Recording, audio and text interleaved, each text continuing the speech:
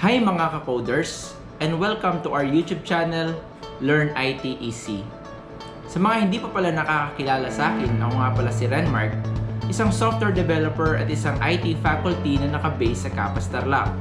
Samahan niyo ngayon upang tumuklas ng mga bagong kaalaman na related sa information technology.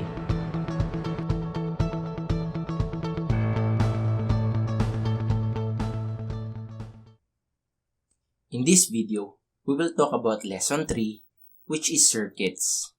So let's get started. Voltage and how it works. So napansin niyo naman siguro kapag bumili kayo ng battery, meron kayong makikitang certain number doon kung ilang volts meron sa battery na yon. And actually kahit doon sa mga power outlet natin, doon sa mga bahay natin. So doon sa mga battery muna tayo, yung mga ganito kaliliit, kung di ako nagkakamali, nasa 1.5 to 3 volts to 9 volts yung mga madalas na nagiging voltage ng mga ganitong klase ng battery. While depende doon sa kung nasang bansa ka, kung nasa Pilipinas ka, madalas na makikita mong range ng voltage na nakalagay dito is 220 to 250 volts. So, kasi AC naman yung mga yon.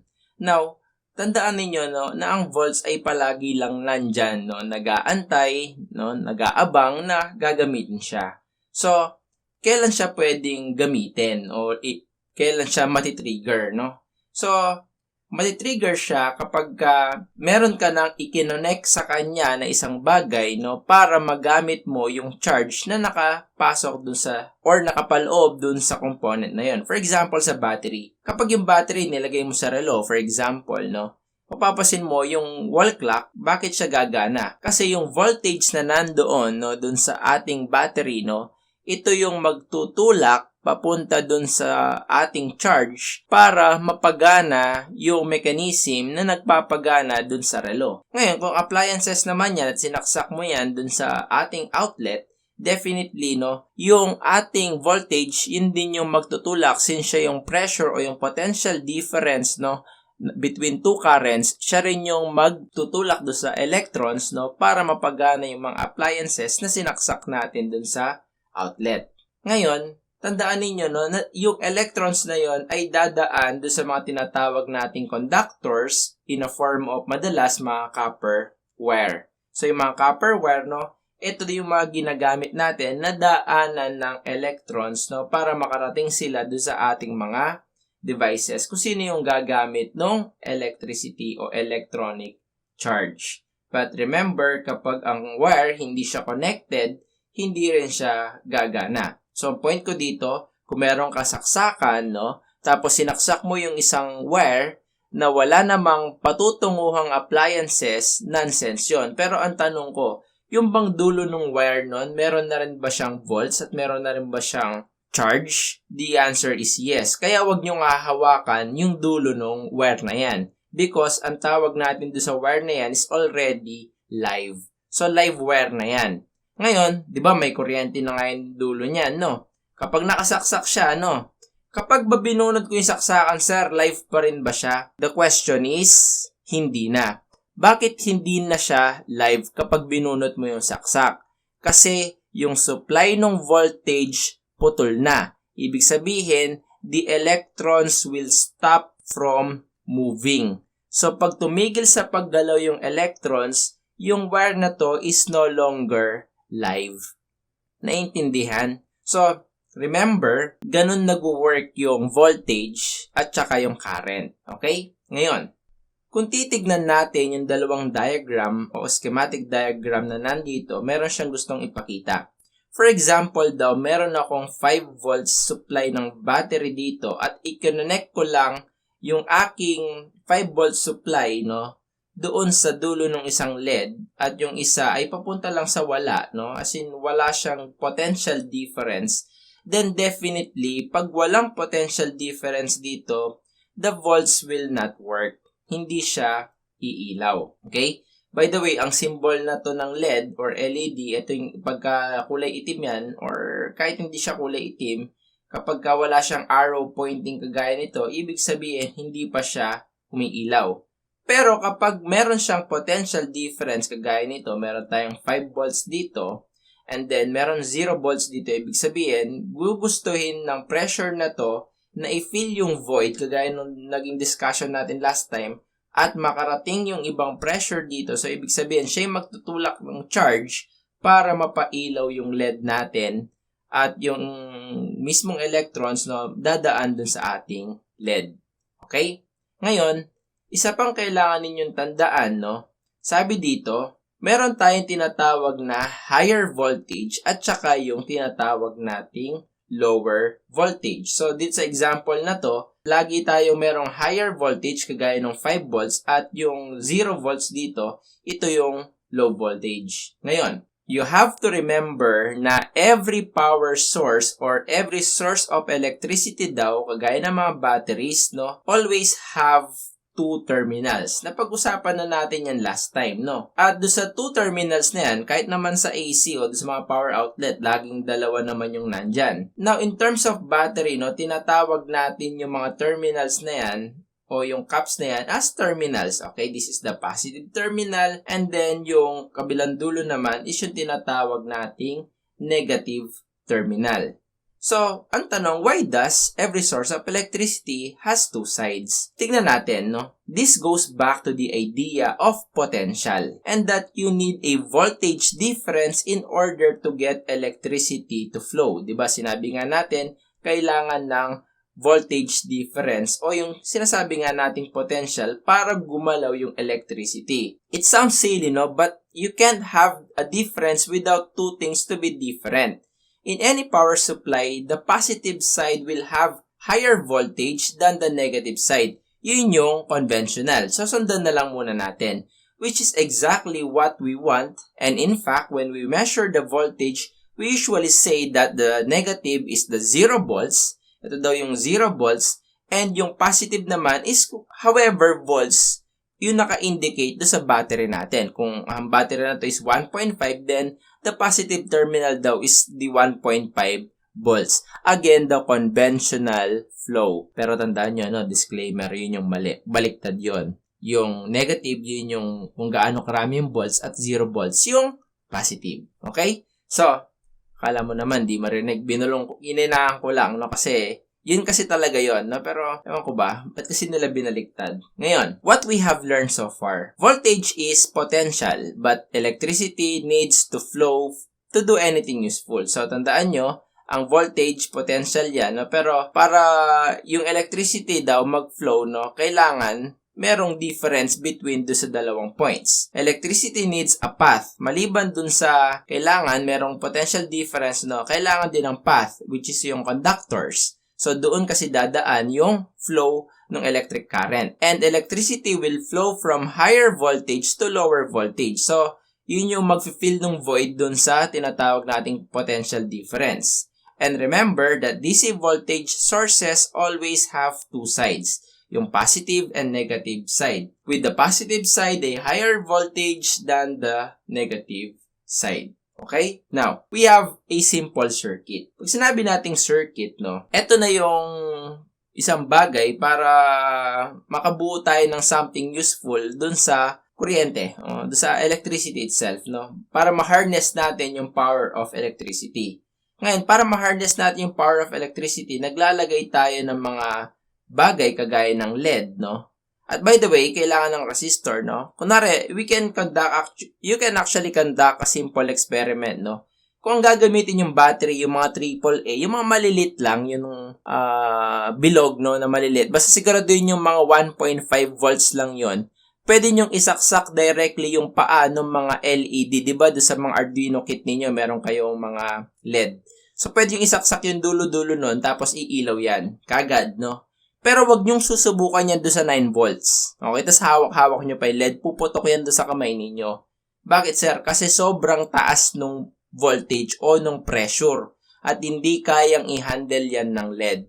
So, para mapailaw mo yan gamit yung 9 volts, gagamit ka pa ng tinatawag na resistor. Resistor, ito yung magbibigay ng resistance o maglilimit doon sa flow ng current. Diba na-explain na natin sa water tank? Kahit mataas yung voltage niyan, kapag nilagyan mo yan ng resistor, sasakalin niya yung flow ng water, ibig sabihin, pagdating dito nung electric flow o yung current, no, mababa na lang yan para hindi pumutok yung mismong LED. Okay? So ngayon dito, do sa analogy, conventional, no, lagi ko sasabihin yan para maliwanagan kayo na hindi talaga ganun siya nag-work. Pero still, no, i-connect daw natin yan do sa positive terminal ng battery. So, yung current flow pupunta dito, dadaan ng resistor, mababawasan ng konti yung, o mababawasan rather yung current bago siya pumunta dun sa mismong LED, at dadaan yung current dito sa LED, at habang dumadaan yung current dito sa LED, iilaw yung LED. So, we are making our electrons, no, do something useful para sa atin. And then the electrons will be attracted doon sa void o doon sa lower voltage. So, pupunta dito yung electric flow o electric current, no, hanggang sa nakapag-create tayo ng tinatawag na loop o yung current flow. So, kailangan ganyan ang itsura ng circuit para gumana. Kapag pinutol mo yung o tinanggal mo yan doon sa negative, then hindi na siya gagana kasi wala nang potential difference doon sa circuit natin. Subukan nyo na yun, no? Kapag, pwede nyo subukan din. Pag tinanggal mo yung isang paa, especially doon sa, kahit alin sa dalawa, pag tinanggal mo yan, hindi na siya mag-create ng loop. So, ibig sabihin, hindi na gagana yung voltage. So, ibig sabihin, hindi mapupush yung mga current para dumaan doon sa ating circuit. Kailangan laging sarado yung circuit natin. Okay? Now, meron tayong tinatawag na short and open circuit. Pero bago yun, pag-usapan muna natin yung load.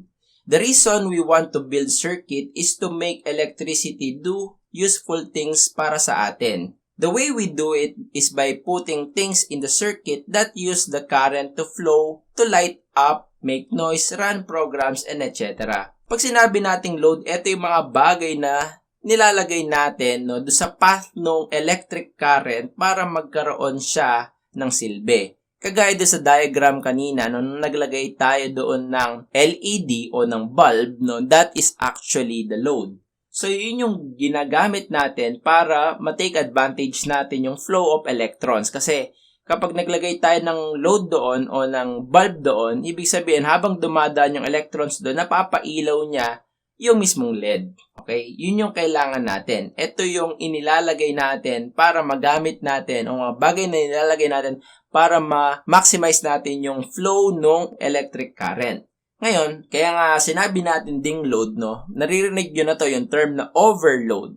Halimbawa, meron ka lang isang saksakan tapos kabaragbag yung ginawa mong extension, no? Sa bawat extension, in-extend mo pa, tapos pinagsasaksakan mo ng maraming appliances yan, and then yung lahat ng appliances no, ni isa lang yung dulo, anong mangyayari? Nagkakaroon ng tinatawag na overload. Bakit overload? Kasi sobrang dami ng mga appliance na nagre-require o naghihingi ng flow, pero yung mga dumadaang electrons doon sa mismong wire, no, is very limited. So, nagkukulangan siya. Kumbaga sa tao, no, pinabuhat mo siya ng sobrang dami ng karga o bag, tapos hindi naman niya kaya doon sa capacity niya, nagkakaroon ng tinatawag na overload. Okay? So, and that's actually a bad idea, no? We do not practice those things.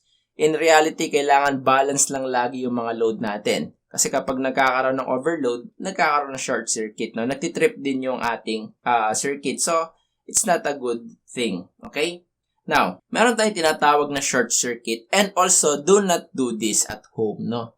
Wag na wag niyong susubukan yan, lalo na kapag alternating current, no? Kung ayaw mong masunog yung bahay ninyo, no? Wag niyong gagawin yan, lalo na kung wala namang kayong circuit breaker. So, if you connect a wire directly from positive to negative side, no, this is actually called a short circuit. And again, this is a very bad idea. Sa mga battery na DC, yung mga ginagamit ng motor, no, yung mga 12 volts, makikita mo pag pinagdikit mo yung positive at negative, nag-i-spark yan. Hindi ako sure sa mga mas maliliit yung mga voltage, kagaya ng 1.5 at ng 9 volts, hindi ko pa yun na-try, no? Kung malakas yung loob nyo, subukan ninyo. Pero ako, hindi ko sinusubukan yun, no? Never kung kinoconnect yung negative sa positive kasi nagkaroon na ako ng trauma niyan pagdating sa outlet. Sa outlet, no, dun mismo. Hindi ko na ikukwento dito, no? Pero it's a traumatic experience.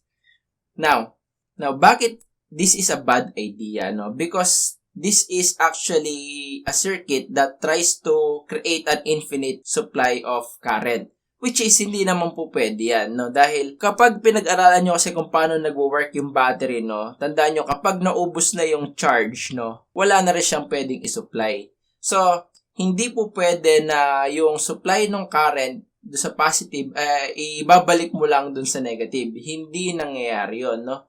That is not a good thing to happen. Unless, no, maglalagay tayo ng load do sa pagitan nila. Kapag naglagay ako ng bulb dito, then that is a good circuit. A good short circuit, no? Naglagay ako ng bulb dito, no? Pwede yun. Kasi dadaan yung electrons, papaganahin niya yung ating circuit, and then lalabas siya. That's it, no? Ginagamit mo yung electrons. Maganda yon. Pero, pag walang load yan do sa gitna, no? It's actually a very bad idea. Remember that the power supply cannot provide infinite current, kagaya nga na sinabi ko, but it will provide as much as it can, which may be a lot, no? This could cause your wire to burn up. So, ang wire natin, no, masusunog yan, no? Iinit yan actually, at pag uminit yan, dun nagkakaroon ng cause ng tinatawag nga nating sunog. Damage of the power supply, drain your battery, or other exciting things kagaya ng pagsabog, no? Pagputok, no? Medyo over yung pagsabog. Most of the time, your power supply will have some sort of mechanism built in, pero paano kung wala, no? So, kaya nga, mas maganda ako sa mga residential, meron tayong mga tinatawag na circuit breaker para kapag nagkaroon ng short circuit, no? Magtitrip yung mga circuit breaker para bago pa mag-init yung mga wire natin, no, maputol na yung supply ng electric current para ma-prevent din natin yung sunog. Okay? Now, a closely related problem, no, is accidentally letting too much current flow through your part of circuit causing a part to burn up, no? Nasabi ko na yan kanina. Kapag meron tayong LED na nilagay dito tapos hindi ka naglagay ng resistor, puputok yung LED. Bakit? Sobrang lakas kasi ng voltage na tumutulak sa kanya. So, sobrang dami ng electrons yung dadaan at hindi naman kaya nung LED yung ganong klase ng current. So, puputok yan. Kaya kailangan nating maglagay ng tamang value ng resistor. So, kapag mali yung value ng resistor na nilagay nyo, remember, that component will surely blow up. Kaya nga kailangan, napaka-importanting na ituro man lang yung basics ng electronics bago tayo mag-Arduino. Kasi kung agad tayo ng Arduino, tas saksak lang kayo ng saksak dyan, ay naku po, no? Panay tayo ng palit ng Arduino. Kasi panay putok yung mga components dyan. So remember, no? Laging nandyan ang mga resistor. Iko-compute pa natin yan kung ilang resistor yung kakailanganin natin. Okay? So, what's the bottom line? If you notice that things are suddenly becoming hot or parts of the circuit becomes hot or burns out, no? Immediately turn off the power and look for possible short circuit. So, kapag may ginagawa na tayong mga project, no, napansin niyo bakit umiinit yung wire nito, yung component na to, remember, there is something wrong. Hindi dapat yan mabilis uminit, no? Unless heating element talaga yan. Pero if hindi naman yan nakadesign as heating element, tapos bigla siyang umiinit, there's something wrong with your circuit. Tanggalin mo kagad yung power supply, no? Yung power source, and then i-troubleshoot mo yung circuit kung saan ka pwedeng nagkamali. Okay? Next, meron din tayong tinatawag na open circuit. Ito naman yung opposite ng short circuit. So, pag sinabi nating open circuit, yung loop hindi siya fully connected. At ang ibig sabihin nun, hindi siya gagana. Bakit hindi siya gagana? Very simple. Nag-supply ng power to and then puputol. So, pag pinutol mo yan, walang marireceive na supply ng current yung LED at hindi siya iilaw. A good example of an open circuit is actually yung mga switch natin ng ilaw sa bahay. Kapag yung switch no nakapatay, ibig sabihin open yung circuit natin. Hindi pa siya gumagana. Kapag inon mo ngayon yung switch, 'di ba, iilaw yung ilaw natin, o mag-on yung ilaw natin, then that is a short circuit na. So, meron tayong control doon sa kung kailan natin i-permit o hindi yung flow ng electric current. Ngayon, unlike the short circuit above, no, nothing will get hurt by this circuit. Walang walang nagkakaroon ng problema sa open circuit, no? Hindi ka masusunugan, hindi pumuputok yung component kasi nga wala namang supply ng current na dumadaan. Pero no, kapag bago ka pa lang doon sa paggawa ng mga current, ang hirap kasing hanapin kung saan ka nagkaroon ng open circuit. Kasi may mga tendency o may mga times na kapag ka nagtrabaho na tayo, mapapasin ninyo, hindi gumagana yung trabaho ninyo. Sir, bakit kinonek ko naman? Ayaw umilaw, no? Pag ayaw umilaw, ayaw gumana ng mga component ninyo. More or less baka open yung circuit o hindi tumama, no? Hindi nagkaroon ng loop, no? Hindi nag-close yung loop do sa mga circuit natin. Yun yung kailangan yung i-troubleshoot. So kapag na-troubleshoot nyo yun, definitely gagana siya. Pero ang mahirap kasi dyan, medyo mahirapan kayo dahil gagamit tayo rather ng mga tinatawag nating breadboards na i-discuss ko later on this video, no? So, ang breadboard kasi, no, hindi mo makikita yung kung saan siya nakakonect. Pero ituturo ko naman kung paano siya gagamitin. Pero, yung mga conductors kasi niya hidden. So, hindi mo talaga alam. At malilit na butas lang yun. Tinutusok-tusok lang yung mga components. Kaya mas madali yung prototyping doon. Pero, nakakalito lang siya doon sa part na kapag malabo yung mata mo at nagkamali ka ng butas na tinusok. So, it might cause a little problem, no? So, maliban doon, hindi lang naman open circuit yung pwedeng maging dahilan kung bakit yung circuit mo ay hindi gumagana. So, pwede rin na broken yung connection, no? O naglulus yung wire, and so on and so forth. So, pagdating natin doon, no? Sa tingin ko naman, matututunan nyo naman yung basic troubleshooting ng mga yon. Tip! If you can't easily find where your circuit is open, no, hindi mo alam, hindi mo makita kung saan siya nagkaroon ng open circuit o nagkaroon ng putol, pwede kang gumamit ng tinatawag nating multimeter o yung iba tinatawag nila tong multi-tester, no? And it's actually a very useful tool. If you set it to measure volts, you can use it to check the voltage at various points in your powered circuits and eventually to find the point where the voltage isn't getting through. Pero ako hindi voltage yung ginagamit ko, yung continuity lang, no, kahit yung resistance lang, malalaman ko kung saan yung putol ng circuit. By the way, ganito yung itsura ng mga tinatawag nating multimeter. Meron tayong tinatawag na digital at meron tayong tinatawag na analog. Madalas, nung time na nag-aaral ako ng high school, analog lang yung ginagamit ko kasi nga, more on dun lang ako sa continuity, no? Pero ngayon, no, nagpa-order na ako kay Dean, no? Binag-order niya ako ng ganito.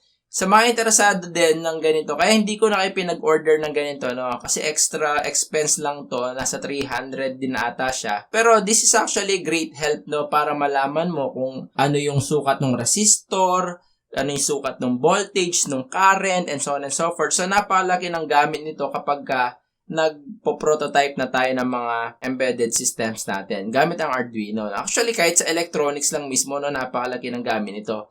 And kung di ako nagkakamali, nung high school, meron kayo subject na electricity, no, especially sa public, baka somehow nagamit nyo na to dati. Okay? At kung meron kayo, no, mas maganda, this is an advantage if meron kayong ganito. Okay? So, here are the links na pinagkunan ko ng mga information do sa ating lesson today. Maraming salamat po sa inyong lahat. And that's the end of Lesson 3. Thank you very much for your time, and I'll see you on our next lesson. If you love this video, kindly drop a thumbs up and subscribe. Also, hit that notification bell icon if you want to get notified whenever I post a new lesson. Thank you very much, and I'll see you on our next video.